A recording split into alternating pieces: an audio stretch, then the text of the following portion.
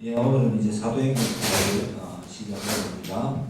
사도행전은 말 그대로 사도들이 걸어갔던 길을 누가가 기록한 책입니다. 어떠한 사건이 있었는지, 그들에게 교회가 어떻게 이제 설립됐는지, 그리고 교회가 확장되고 핍박을 받고 교회가 확산되는 핍박 후에 확산되는 과정까지를 자세히 기록하고 있습니다. 성경은 원래 어떤 역사서가 아니라 구원의 역사에 관련된 일을 기록하는 것에 초점을 맞추고 있습니다. 그래서 이 수신자인 데오빌로라는 사람에게 누가가 먼저 누가복음에 관련된 것을 내용에 대해서 2절까지 이야기하고 있습니다. 그리고 부활이 얼마나 확정적인 사실이었는가를 40일 동안의 기록을 통해서 살아계신 통해서 제자들에게 보이신 것 충분히 보여주셨다라는 말씀이죠. 그 다음에 하나님 나라에 그때 뭐 했느냐? 하나님 나라의 일을 말씀하셨다. 그리고 사도와 함께 모여서 그들에게 예루살렘을 떠나지 말고 약속한 성령을 기다리라고 말씀하셨다. 이렇게 되어 있습니다. 그리고 이제 그들의 궁금증, 제자들은 궁금해합니다. 예수님께서 이스라엘 나라를 회복하시니 이제 부활하셨으니까 이때입니까? 물어보니까 예수님께서 그 때와 시기는 아버지께서 자기의 권한을 주셨으니 또 이제 동문서답이 되겠죠. 그죠? 제자들의 머릿속에는 아직 성령을 받지 않았기 때문에 이 지상의 이스라엘이 회복되는 것을 생각했겠죠. 그런데 예수님께서는 이 지상의 회복을 말씀하시는 것이 아니라 앞으로 올 이제 재림 후에 다스리실 새 예루살렘, 새 하늘과 새 땅, 새 예루살렘에 대해서 말씀하고 있습니다. 그리고 이 말씀을 하시고 승천하십니다. 예. 그리고 천사들이 두 천사가 흰옷 입은 두 사람이 그들 곁에 섰다 이렇게 되는데 천사라고 봐야 되겠죠. 제자들에게 하늘을 쳐다보지 말고 이제 너희 할 일을 하라고 합니다.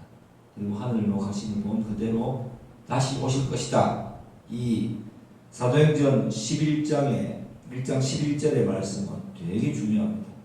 이것 때문에 이것을 비유적으로 해석하거나 이상하게 해석해서 각종 이단과 각종 재림 예수가 난무하지만 분명히 기록되어 있는데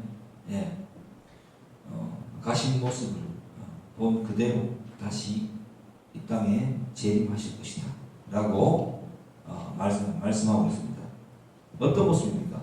하늘로 가심을 본 그대로, 하늘로 가심을 본 그대로 하늘에서부터 오실 것임을 말씀하신다. 이렇게 이게 바로 우리가 고백하는 신앙의 내용입니다.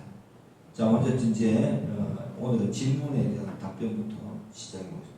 개요했으니까 첫 번째 질문입니다. 땅 끝까지 이르러 내 증인이 되리라. 몇 절 말씀이죠? 8절 말씀이죠. 라는 구절에서 궁금한 점이 생겼는데 다른 선교사들처럼 우리도 선교지로 가는 그러한 삶을 살아가면서 전도를 해야 하는 것인지 아니면 지금 내가 살아가고 있는 이곳이 땅끝이라고 생각하면서 항상 전도를 하면서 살아가야 하는 것인지 궁금합니다. 이건 당연한 질문이죠. 땅끝은 성경에서 말하는 땅끝은 그냥 내가 살고 있는 이 장소가 땅끝이에요. 왜냐하면 노래 있잖아요. 동요.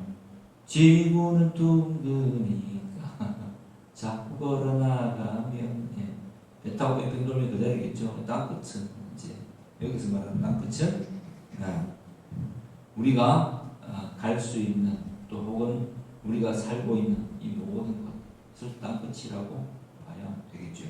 예. 두 번째 질문. 이게 오늘 설교의 거의 제목과 부합하겠죠. 오늘 설교 제목이 뭐죠? 하나님 나라죠. 예수님은 제자들의 눈앞에서 하늘로 올라가셨는데 어디로 가신 걸까요? 요즘 과학자들은 하늘 밖은 우주가 있다고 하는데 우주로 가신 걸까요? 가신 모습 그대로 다시 온다고 하셨는데 우주에서 내려오는 걸까요? 예수님께서 하늘로 올라가셔서 천국으로 가신 것이라면 요즘 과학에 맞춰서 생각해 보면 천국은 우주에 있는 것일까요? 이 질문은 다시 한번 마지막 질문을 돌리겠습니다. 세 번째 질문. 성령이 임하시면 권능을 받는다고 하셨는데 말씀하신 권능이 무엇인지 궁금합니다. 뒤에 바로 나와 있죠. 너희가 권능을 받고 어떻게 된다고요? 어떻게 된다고요? 사마리아와 오직 성령이 너희에게 임하시면 너희가 권능을 받고 예루살렘과 온 유대와 사마리아와 땅 끝까지 이르러 내 증인이 되리라 하시니라. 증인의 권능을 받습니다. 그러니까 이게 행복이라는 단어는 성경에 존재하지가 않습니다. 행복은 그리스의 철학자들, 헬라 철학자들이 만든 단어인데 행복이라고 할 때 이 행복의 내용에는 신이 나를 도와서 내가 번영하게 되는 것, 이걸 행복으로 정의를 하거든요, 철학적으로. 그러니까 어떤 그 신이 나를 도와서 내 욕구를 이루어주는 것, 이게 행복이라는 단어의 원천적 정의입니다. 성경에서 말하는 복은 무엇이냐면은 행복이라고 하죠. 복이라고 이야기하는데 그 복은 하나님과의 관계를 회복하는 것이에요. 하나님과의 관계가 회복되면서 모든 문제들이, 그죠? 이 지상에 있는 모든 문제들이 풀리게 되고 하나님 나라의 그 임재를 갈망하게 됩니다. 왜냐하면 내가 번영해도 행복해져도 번영해도 얻을 수 있는 것이 결국 공허함밖에 없을 것이기 때문입니다. 그런데 하나님 나라의 하나님과의 관계가 회복되고, 그죠? 또 예수 그리스도의 관계가 완전히 회복되고 하나님의 통치가 내게 임하면 나는 더 이상 이 세상에서의 삶의 시선이 고착되지 않고 이 땅에서의 번영을 누리려는 생각을 버리게 됩니다. 이건 성경에서 계속 언급하고 있는 거잖아요.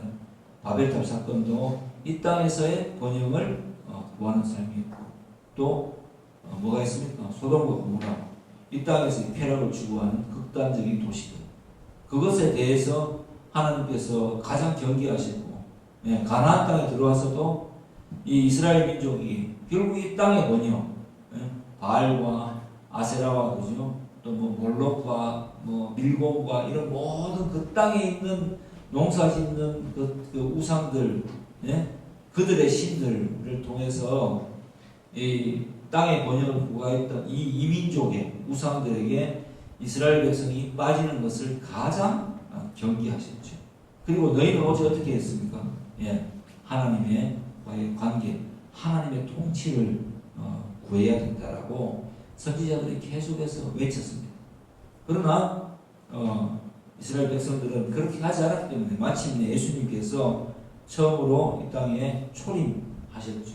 첫 번째로 오셨고, 그리고 복음이 선포되고 그 모든 자기 마음대로의 번영을 구가하는 그 자신의 판단 기준을 최고라고 삼고 자기가 신이 되려고 하는 모든 이 인간들의 원죄를 친히 십자가에서 제물로 또 되어 돌아가시면서 죽으시면서 그 죄를 담당하시고 다시 사심으로써 믿는 자들을 살리고자 했던 그것을 통해서, 십자가와 부활을 통해서 이 오늘을 살아가는 우리에게 복이 무엇인지를 보여주셨습니다. 하나님의 통치가 내 삶에 임하는 것, 그리고 내가 예수님과의 정말 친밀한 관계를 추구하는 것. 이게 가장 성경에서 말하는 복이다. 그래서 우리는 사실 성도의 가장 큰 복이 뭐냐면은 설렘이 있어야 되는, 설렘이 복입니다. 어떤 설렘이 있어야 됩니까? 기도하면서 이 기도가 그 하나님과의 관계를 추구하는, 하나님과 하나님의 그 통치를 추구하는 이 기도를 하면서 내 삶에서 이것들이 이루어질 것에 대한 하나님 들으신다는 그 설렘이 우리에게 가장 큰 복이 되는 것입니다. 예. 여러분이 기도하면서 그런 설렘을 가지고 있습니까? 예. 그리고 기도할 때에 이것이 이루어지는 것에 대해서 놀라지 않습니까? 예. 우리 아들과 이야기를 하면서 이 땅에서의 신앙을 너는 지금 어떻게 현재는 어떤 신앙생활을 하고 있냐고 물어보니까 많은 사람들 중에 자기만큼 다 노력하는 사람들이 엄청 많은데 그 중에서 본인이 이제 하나님 쓰임 이게 유명해지고 불려다니고 쓰임 받는다는 것은 결국 하나님의 계획이 없이는 불가능하니까 그래서 더욱더 겸손해져야 된다는 생각을 늘 하고 있다. 그게 지금 본인의 신앙생활이다. 그리고 제일 중요한 것은 주일날 예배에 참석하는 것. 이게 가장 근본적인 이 신앙의 뿌리라고 생각한다라고 해서 제가 적잖게 정말 하나님께 감사의 기도를 드린 적이 이번 주에 있었습니다. 그런 것입니다. 우리가 착각을 하면 안 돼요. 단어 자체의 정의가 잘못되어 있기 때문에 예. 제가 여러분들에게 그냥 이제 복의 개념을 통틀어서 그냥 여러분 행복이세요라고 이야기하면은 여러분은 복받은 자입니다 라고 말하는 것이라고 들어야 됩니다. 어떤 복을 받았습니까? 하나님과의 관계가 유지되는 복을 받은 겁니다. 하나님의 왕국이 여러분의 삶에 지금 이루어지고 있는 복을 받은 겁니다.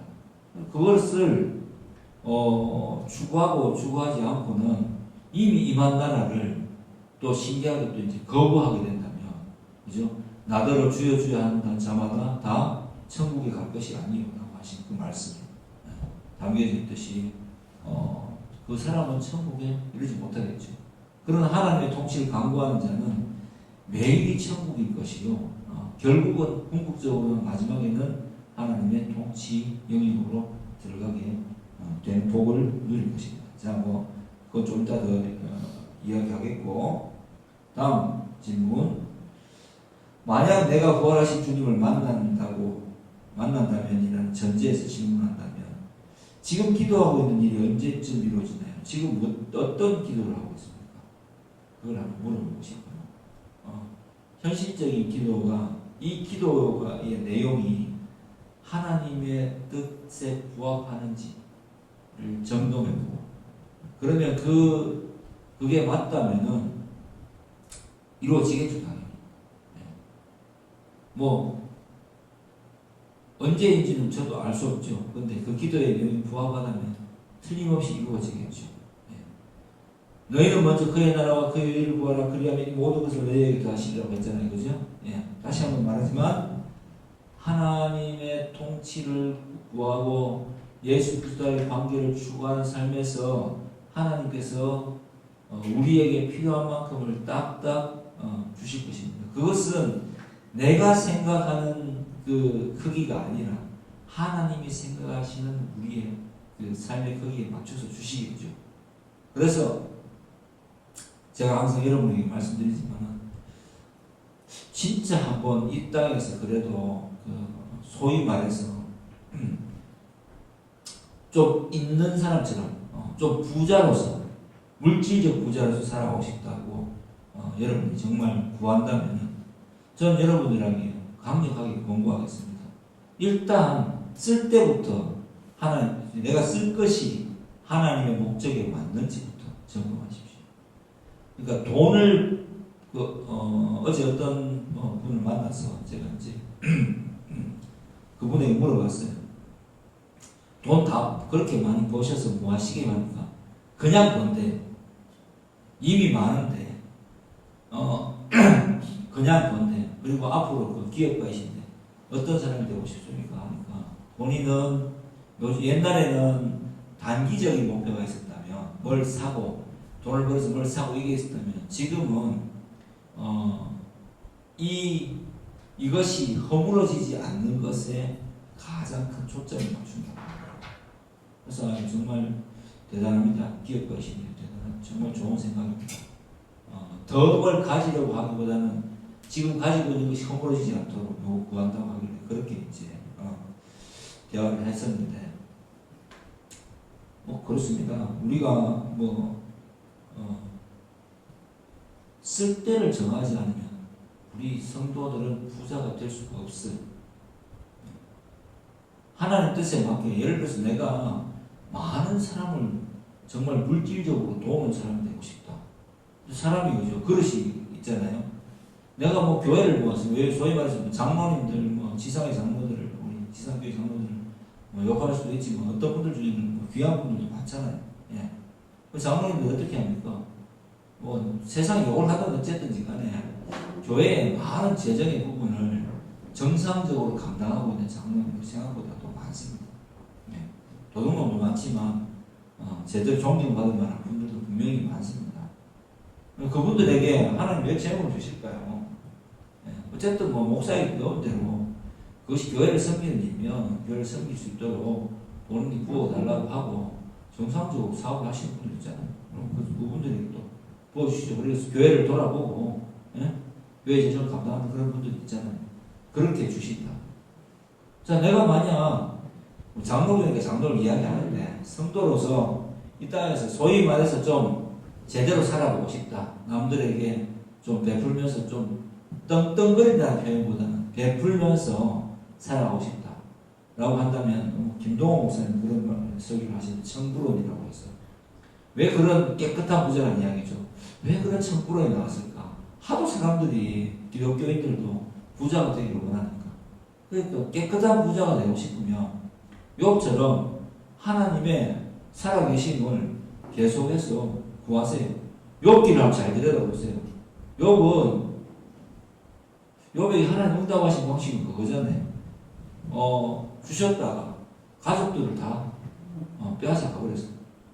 사탄을 통해서, 그죠? 그리고 자기는 크나큰 고통에 임했는데 욥을 회복하는 방식이 따뜻하게 다가가셔서 욥을 위로해 주는 게 아닙니다.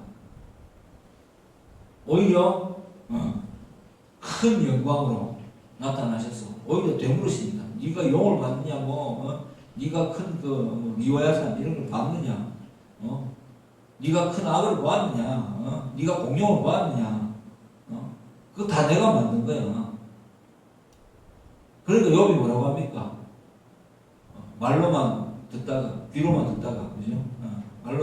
말로만 듣다가 이제 비로소 주를 뵙습니다. 라고 하면서 하나님의 그 알 수 없는 정말 끝을 알 수 없는 영광스러움에 압도당하고 하나님이 그 욥을 다시 세우셔서 다시 소위 말하는 세상의 복이라는 것을 쫙 이렇게 다시 넉넉하게 채워 주십니다. 근데 거기서 우리가 간구하는 게 있어요. 욥만 보지 말고 죽었던 아들과 딸들은 어떻게 됐을까요? 와이프가 어떻게 됐을까요? 그죠? 이제 딸들과 아들들은 어떻게 됐을까요? 천국에서 부르셨겠죠. 그것조차도 하나님께서 알아서 하시는 거예요. 그럼 욥은 고통스럽지 않았을까요? 네. 평생을 살아가면서 저는 그런 생각을 해봅니다. 욥이 죽은 아들과 딸들을 잊을 수 있었을까요? 그런데 욥은 생각했을 것 같아요. 오늘 이 설교 하나님 나라를 들으면 욥이 무엇을 생각했는지 알 수 있을 것 같아요. 결국 욥은 하나님 나라에서의 천국에서의 관계의 재정립이 어떻게 되는지를 아마 하나님 그 임재를 통해서 깨달을 것입니다. 그래서 다시 주신 가족들과 함께 거부가 되어서, 그죠? 예, 그렇게 많은 사람들을 도우면서 살게 됩니다. 결국 구약에 등장하는 사람들 족장 아니면 부자잖아요. 그죠? 왕이구나. 그럼 그 사람들에게 주어진 게 뭡니까?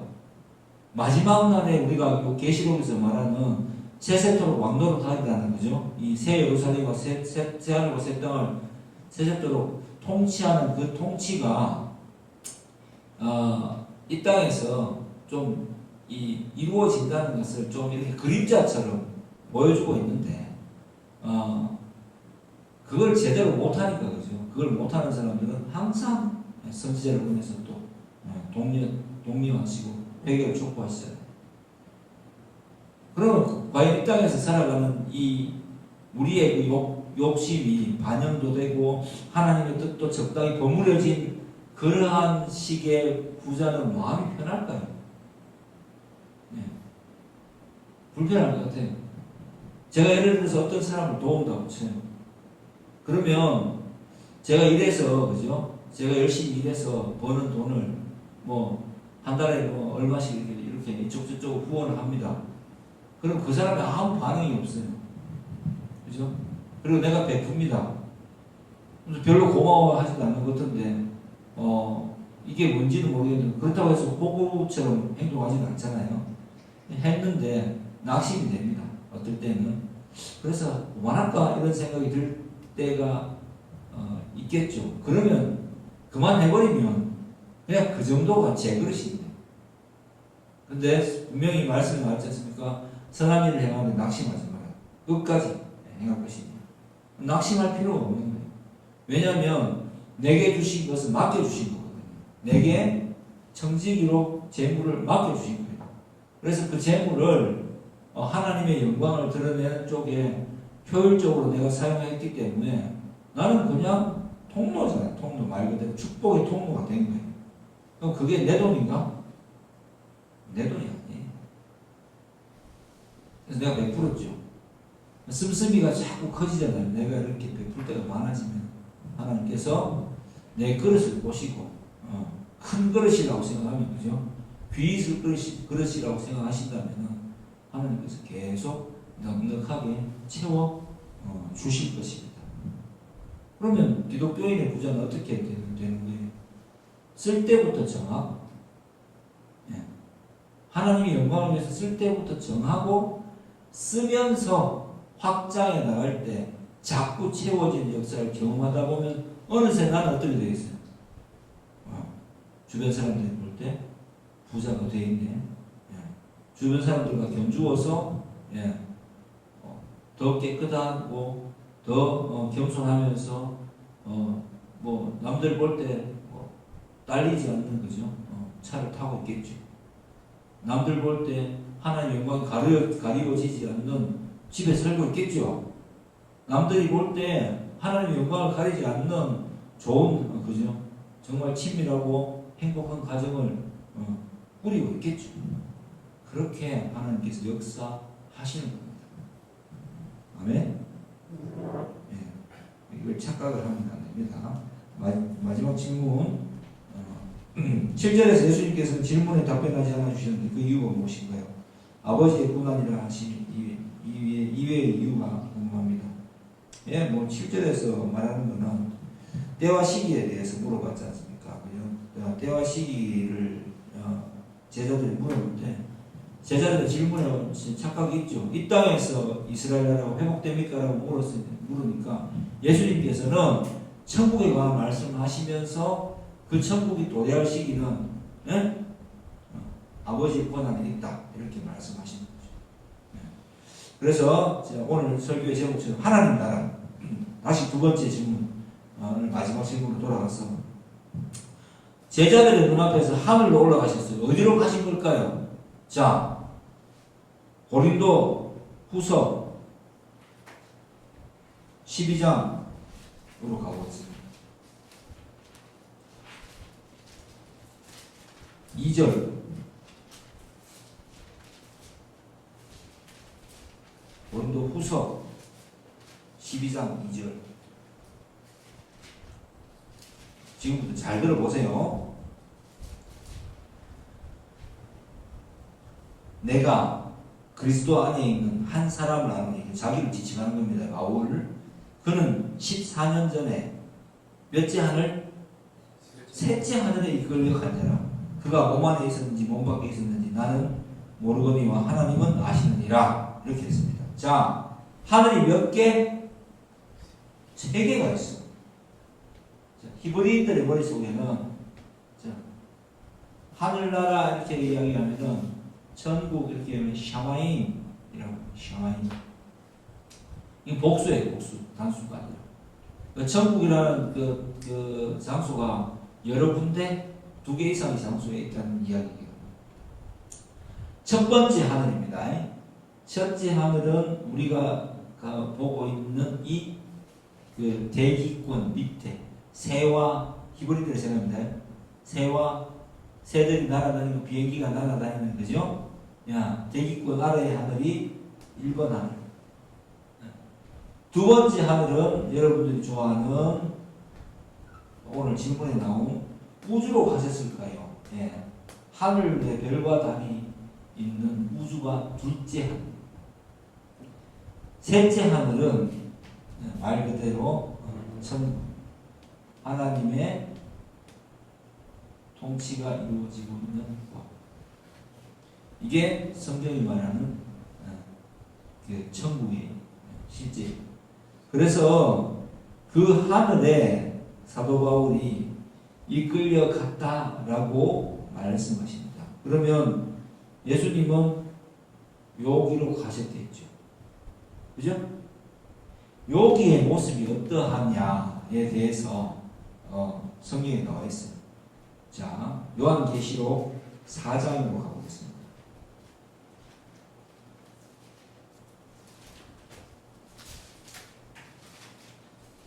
막 적어 놓으세요.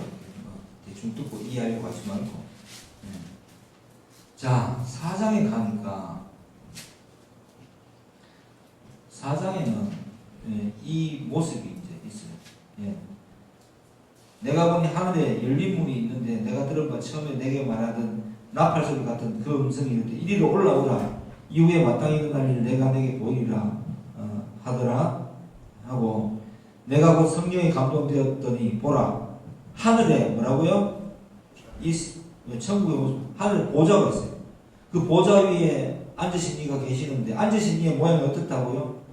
벽옥과 홍보석 같고, 그러니까 붉고 투명한 보석 앞에 아우라가, 무지개가 보좌에 둘려 있고, 그 모양은 뭐더라? 녹보석 같더라. 그러니까 이 상상을 한번 잘 해보세요. 실제.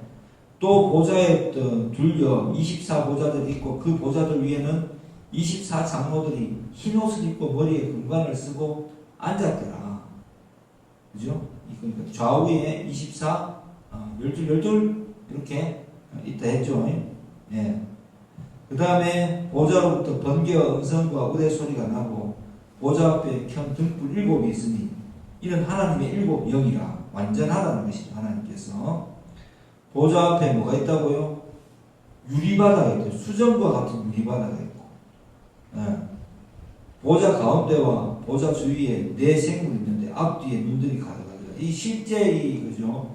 이 모양을 그린 거 요즘 유튜브에 많이 돌아다니는데 진짜 무시무시합니다. 그죠? 이걸 다 그림으로 그려보면 첫째 생물은 사자 같고, 둘째 생물은 송아지 같고, 셋째 생물은 얼굴이 사람 같고, 넷째 생물은 날아가는 독수리 같은데, 네 생물은 각각 6 날개를 가졌고 그 안과 주위에는 눈들이 가득하더라. 얼마나 무시무시한 모습입니까? 네? 사자에 온몸에 눈이 있고 날개가 6개가 막 이렇게 있죠. 그러니까 이거 표현을 한 건데 진짜 압도적이지 않겠어요? 그러면서 그들이 밤낮 쉬지 않고 주님을 찬양하고 있습니다. 그죠? 그렇게 하고 있어요. 예. 그리고 자, 이게 이제 계시록에서 말하는 그 사도요한 밤모습에서 천국의 모습입니다. 예.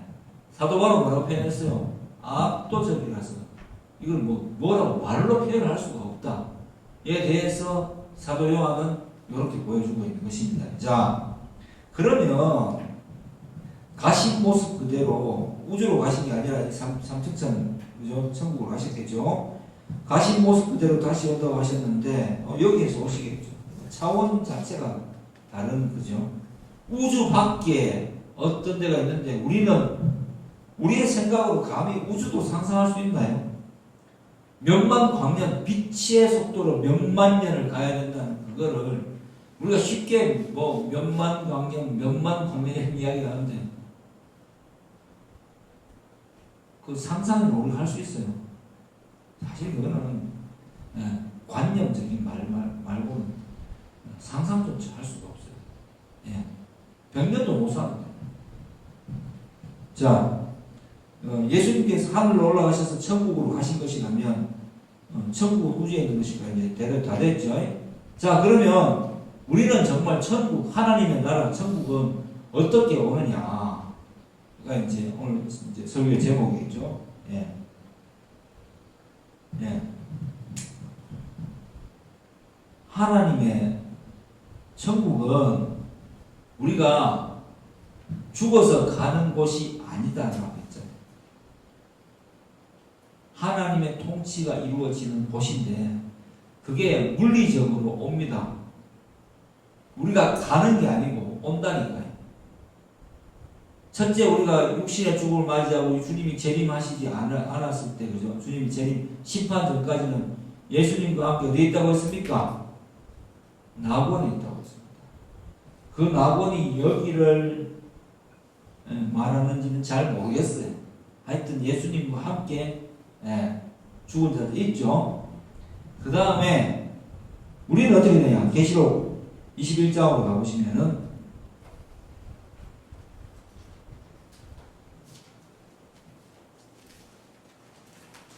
또 내가 새 하늘과 새 땅을 보니 처음 하늘과 처음 땅이 없어졌고 바다도 다시 있지 않더라. 뭐가 없어졌어요? 처음 하늘과 처음 땅이 없고 바다가 없대요.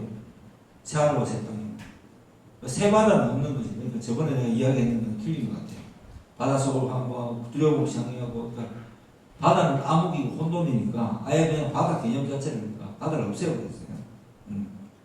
그리고 거룩한 성 새 예루살렘이 하나님께로부터 하늘에서 내려온다고 했어요. 내려온다. 물리적으로 임하는 거죠. 내려온다. 자, 그러니까 그 내려오면서 뭐라고 합니까? 보좌에서 큰 음성이 나서 이르되 이 핵심입니다.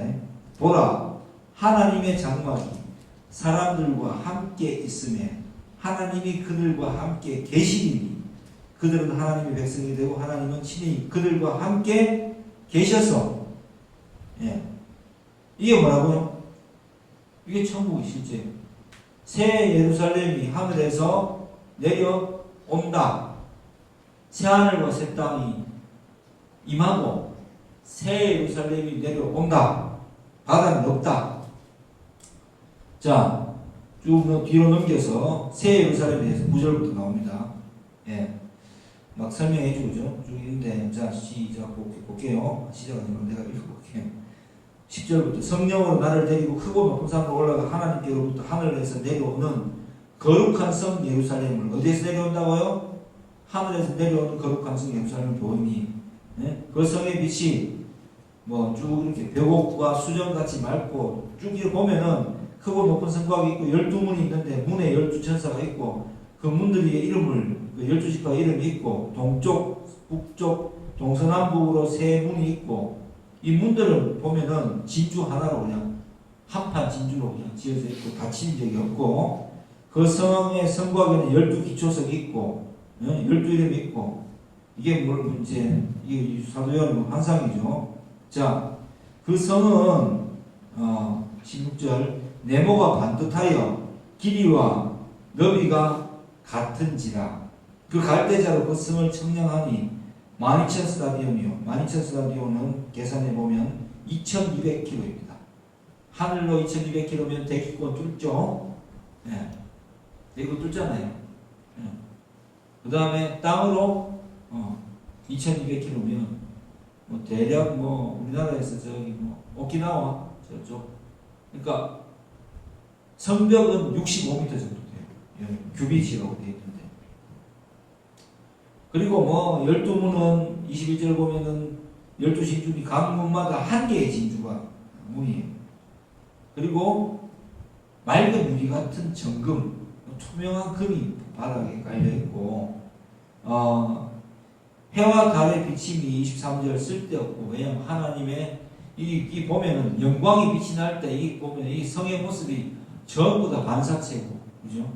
그림을 그려보면 제가 쭉 찾아보니까 그렇게 되더라고요. 만국이 그 빛 가운데 다니고 땅의 왕들이 자기 영광을 가지고 그리로 들어가니라. 낮에 성문들이 도무지 닫지 않냐니 거기에는 밤이 없습니다. 이렇게 되어 있고 그 성에는 누가 있다고요? 어린 양의 생명책에 기록된 자들만 들어갈 수 있다. 이렇게 되어 있습니다. 그리고 어린 양의 보자 22장 보면은 그 생명수의 강이 중간에 흐르고 그죠? 길 가운데로 강 좌우에 생명나무가 있는데 그 12가지 열매를 맺되 달마다 매번 다른 열매를 하나씩 맺어서 12달을 맺고 나무 잎사귀들은 만국을 치료하기 위해서 있더라. 다시 저주가 없고 그죠? 다시 밤이 없고 등불과 햇빛이 쓸데없다. 이렇게 천국의 모습에 대해서 언급하고 있습니다. 그럼 천국 하나님의 나라 우리가 죽어서 심판 이후에 가게 될 나라는 어디예요? 위로 올라갑니까? 내려옵니까? 하늘에서 내려옵니다. 하늘에서 내려와서 아까 21장 초반에 나왔었잖아요. 그죠? 하나님이 우리와 함께 다스리시기 위해서 우리와 함께 임재하시려고 내려오시는 것이 천국의 실제입니다. 그리고 그 천국에 누가 못 들어간 사람이 있죠. 15절 22장 15절 보면 개들과 점술가들과 음행하는 자들과 살인자들과 우상 숭배자들과 및 거짓말을 좋아하며 지어내는 자는 다 성 밖에 있으리라. 새 예루살렘에 못 있고 성 밖에 있는데 그 성 밖은 어떤 세상을 의미할까요? 영광을 보지 못하는 존재론적으로는 살아있지만 영원토록 고통당하는 그런 모습이 성경이 말하는 지옥의 모습입니다. 우리가 이대로 존재론적으로 영혼을 살고 이 느낌 그대로 산다면 얼마나 세상이 허무하겠어요. 그죠? 우리 좋아하는 그 뭡니까? 그 도깨비 신부. 보면은 공주가 뭐라 그래? 무로 돌아가고 싶다. 빨리 죽었으면 좋겠다라고 하잖아요. 그죠? 왜? 사랑하는 사람들을 영원히 존재하면서 그 죽고 보내는 것이 너무 힘들다. 그런데 천국에 없는 것이 있죠. 새하늘과 새 땅이 내려오고 새 예루살렘이 내려오면 죽는 것이나 고통당하는 것이 없고 가족 관계의 재편이 일어납니다. 우리가 다 만날 거예요. 그죠?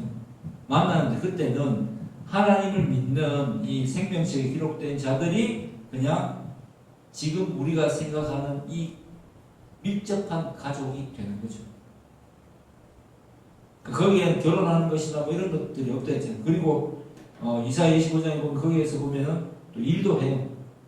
일을 하는데 천국에는 이런 천국에서 뭐 하늘에서 날아다니고 뭐 노래 부르고 이거는 중세의 미술가들이 그렇죠. 미켈란젤로나 뭐 라파엘로 이런 사람들이 그림을 보고 자꾸 이제 상상하는 거고 그런 천국은 성경에 등장하지 않아요. 아주 실제적입니다. 그리고 우리가 일하는 것에 대해서 결과물이 계속 딱딱 주어지는 거예요. 그 역사와 세상과 지금 이해하지 못했던 모든 것들이 천국에 들어갈 때는 새 예루살렘이 새하늘과 새 땅 내려오고 하나님을 만날 때는 이해되지 못할 것이 없다라고 이야기합니다. 어디에서? 고린도전서 15장에서 한번 가보겠습니다. 부활의 실체에 대해서 가장 잘 설명하고 있는 것이 고린도전서 15장입니다. 네.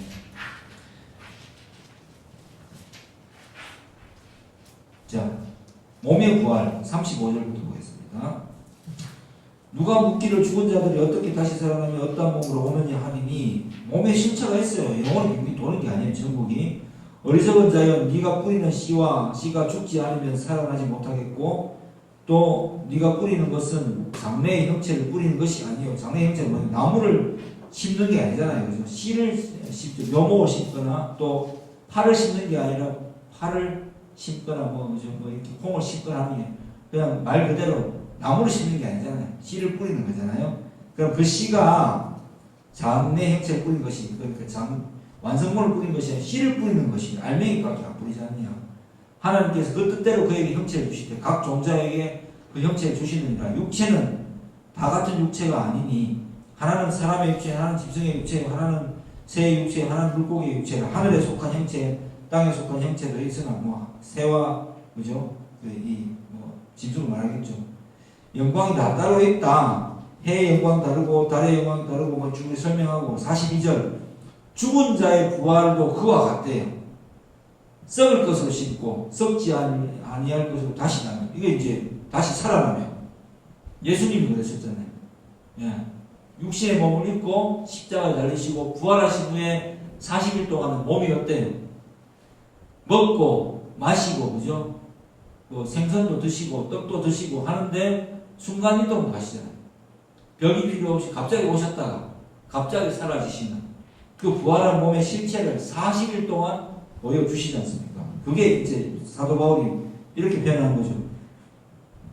썩을 것으로 심고 썩지 아니할 것으로 다시 살아나며 욕된 것으로 심고 영광스러운 것으로 다시 살아나며 약한 것으로 심고 강한 것으로 다시 살아나며 육의 몸으로 심고 그죠? 죄된 몸이잖아요. 우리가 지금 이 몸은 육신의 몸은 우리 윤집사님 병원에 계시지만은 순식간에 그렇게 죽음으로 향해 가는 이 육의 몸을 입고 있지 않습니까? 한계를 가지고 있잖아요. 그죠? 이 몸으로 심는다는 건 뭐겠습니까? 신앙으로 하나님과의 관계 회복을 꿈꾸고 하나님의 생명체 기록이 되면은 신령한 몸으로 다시 삽니다. 예수님의 몸이 육신의 몸일 때는 어떻게 했습니까? 육의 몸일 때는 우리의 몸 그대로 입고 오셨을 때는 정말 볼품없고 정말 그죠? 이사야가 예언한 대로 정말 너무너무 정말 볼품이 없었다라고 기록되어 있습니다. 그 화가들이 그린 막 백인 미남이 아니에요. 유대인이셨어요. 마르고 마른 마르고 야위고 진짜 볼품없는 노동자의 몸이셨는데 부활하신 몸은 어땠습니까? 제자들이 옆에 있는데도 엠마오로 갈 때 못 알아봤죠? 그 말씀과 그 행하시는 그 느낌을 보고 보니까 주님이시구나라고 분명히 깨달았다고 되어 있지 않습니까? 그래서 이 말씀 보면 육의 몸으로 싣고 어떻게 한다고요? 신령한 몸으로 다시 살아나니 육의 몸이 있은즉 또 영의 몸도 있느니라 이렇게 표현하고 있습니다. 그래서 50절에 보면 15장 50절 형제들아 내가 이것을 말하노니 혈과 육은 하나님 나라를 이어받을 수 없고 또한 썩는 것은 썩지 아니하는 것은 유업으로 받지 못하느니라.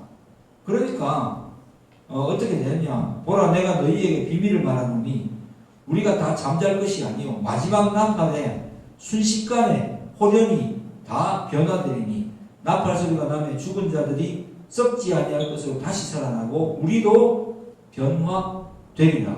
이 썩을 것이 뭐라고요? 반드시 썩지 아니할 것을 입겠고 이 죽을 것이 죽지 아니함을 입으리로다. 이 썩을 것이 썩지 아니함을 입고 이 죽을 것이 죽지 아니함을 입을 때에는 사망을 삼키고 이기리라고 기록된 말씀이 이루어지리라. 계시록에 나와있죠. 사망이 불못에 던져질 것이다. 존재론적으로 제가 늘 이야기하는 것이 영원하단 말입니다. 영벌을 받을 것이냐 영생을 영복을 누릴 것이냐가 결정이 된다. 이렇게 기록되어 있습니다. 예수를 믿음으로써 이러한 천국으로 가게 되는 것입니다. 그래서 오늘 사도행 1장 1절에 11절에 보면은 제자들에게 뭐라고 합니까? 성령 받으면 이게 현실화, 체감이 될 거고, 그죠? 갈구하게 될 거고. 그리고 너희는 이제부터는 더 이상 썩을 것을 위하여 일하지 않고 권능을 받아서 능력 있는 증인이 될 거야. 이렇게 제자들에게 알려줍니다. 그래서 하늘 그만 쳐다보고 오실 거니까 이제 너희들은 가서 너희의 인생에 남은 마지막 정인의 삶을 살아라 라고 사도행전이 시작되고 있는 것입니다. 그들이 오순절을 받았던 성령을 우리는 예수를 믿음으로써 받았습니다. 그 성령이 우리와 함께 계시니까 우리는 얼마나 영광스러운 삶을 살 수 있게 될 것입니까? 그러니까 여러분 제발 우리의 생각 속에 있는 잘못된 장면들을 걷어내세요. 완전히 걷어내고 완전히 새롭게 채워달라고 기도하세요. 그리고 인생의 목표를 다시 한번 재설정해 보세요. 그러니까 이게 내 생각과 하나님 생각이 혼용되어서 자꾸 의문을 품으면 계속 의문이 생기는데, 성경에서 말하는 성령 충만해지는 하나님의 복이라는 건 이런 것이구나. 그것은 영생은 지금 이 자리에서부터 시작되는 것이구나. 하나님을 아는 것이다 했죠, 그죠? 그의 참 하나님과 그의 본이시자 예수 그리스도를 아는 것입니다. 라고 했잖아요. 믿는 것이고 아는 것이다. 이게 영생이라고 했잖아요. 그래서 그 복락을, 영생 복락을 누리는 것은 우리의 가치관을 완벽하게 성경적으로 리빌딩 시키는 겁니다. 재설정하는 거예요. 기도하면, 말씀 보면 그것이 이루어집니다. 그러면 이제 우리 가족과의 관계뿐만 아니라 모든 내 삶의 목표와 이런 것들이, 친구의 관계, 내 삶의 형태 이런 것들이 재설정되고, 그것을 향해서 두근거리는 마음으로 하루를 생각하고 기도하고, 주님 계속해서 저와 함께 해주세요. 제가 이 영생을 누릴 수 있도록. 이미 누릴 거야가 아니라 누리고 있는 거예요. 시작되었다라고 성경은 선포하고 있습니다. 그것을 누릴 수 있는 방법은 기도와 말씀 보는 것이에요.